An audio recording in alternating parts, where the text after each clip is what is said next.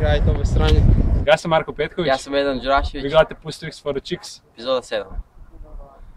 Koji trik danas radimo? Danas radimo pressure varial flip. Sigurno se tak zove? Ne. Toliko je pusti trik da ne znam kak se zove.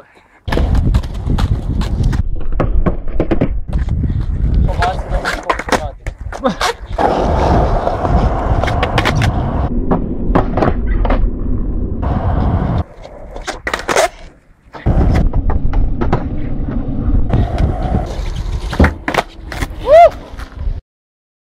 Objasni kako se dela trik.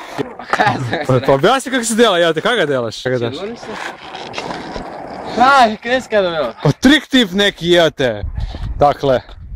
Čekaj, sjetim kada je. Imam dasku. Imaš dasku, za početak imajte dasku. Ajmo, znači prednja noga negdje naprijed, traže noge gdje su širapi, znači samo prstići na rubu, kako kinete te prstiće, jako. Znači skoro preći. Daj da sletim jebovo. Pak ne si onda trebam sletiti, ne? Ne to ništa stavljati. Čekaj da se dirava muzika. Nema to ništa stavljati, ne? Kurvo!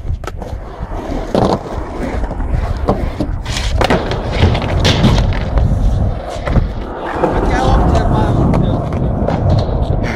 Svakoj epizodi pada 20 puta. Moji su zajebani. Eto, pao si sretan.